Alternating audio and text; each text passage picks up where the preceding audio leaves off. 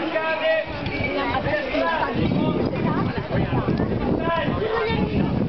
e nelle vicende storiche. A voi l'onore di questi baldi giovani.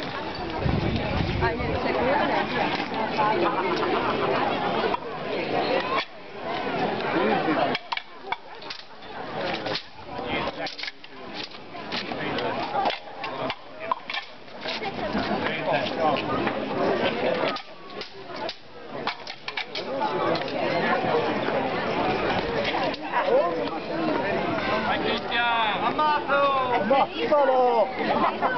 Cosa succede? Ciò che state assistendo è un duello di spade e brocchiere, un piccolo scudino da pugno che veniva usato soprattutto nel 1400.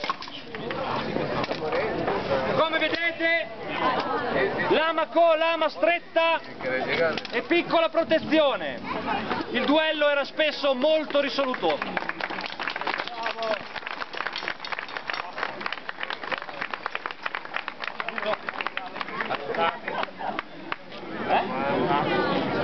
Saluto. Prego messere, non siate timidi. Io richiedo la disfida col ciccione.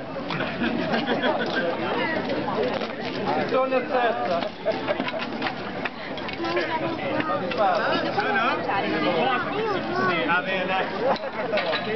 Attenzione alla bambina. Quella. Questo che state assistendo è un duello di spada a rotella, uno scudo che veniva utilizzato in campo aperto a difendere il lato sinistro, quello non protetto. Saluto. Saluto. Guardia. E metti la tua bandiera. Dai. No. Dai. Sta di dietro.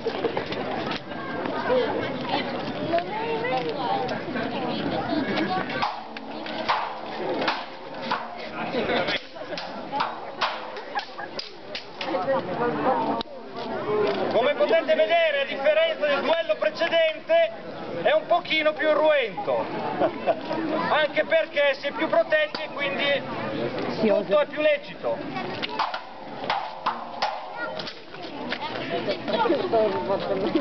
Troppo facile. Troppo facile. Non mi diverto, il bersaglio è troppo grosso. Evasivo. Dai, dai.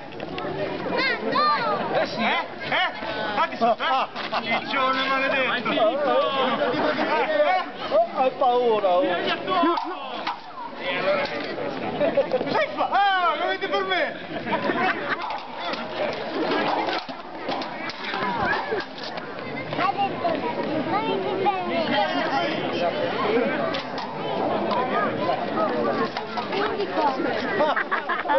Ho inquadrato.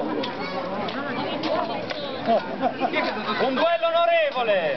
Non è mica finito, eh? Non è finito? No,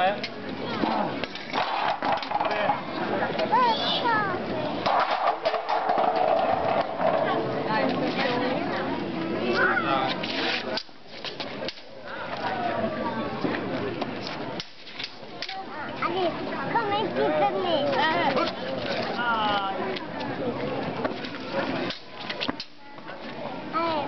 Vi faccio presente che questi duelli non sono preparati, ma sono frutto di allenamento in palestra su tecniche schermistiche imparate sui trattati d'epoca. Chiedo scusa, ti ho preso la spalla ma mi rabo il pettenecchio.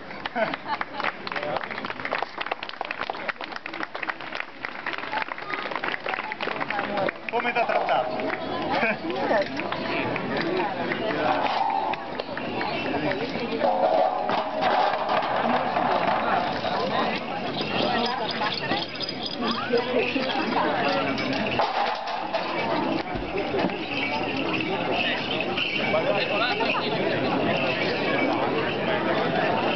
Ora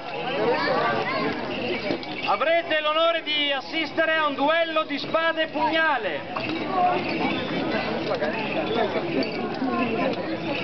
Ovviamente, a differenza del boccogliere, lo scudo da pugno Il pugnale aveva lo scopo anche offensivo e quindi molto più letale rispetto al semplice scudino. Veniva essenzialmente utilizzato come difesa della parte sinistra del corpo, ma poteva essere anche utilizzato come offesa.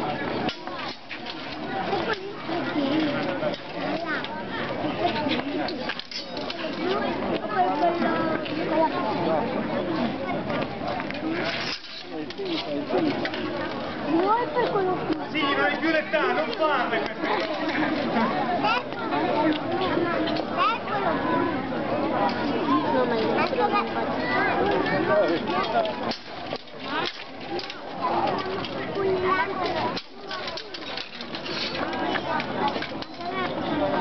Il petto d'armi ovviamente proteggeva da questo tipo di attacchi, come avete potuto ben vedere.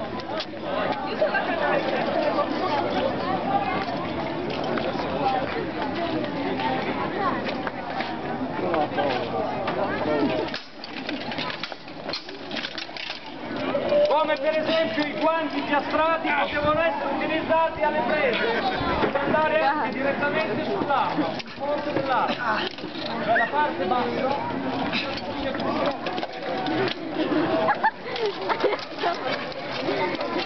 Dagli un morso! E basta, è buona, a casa.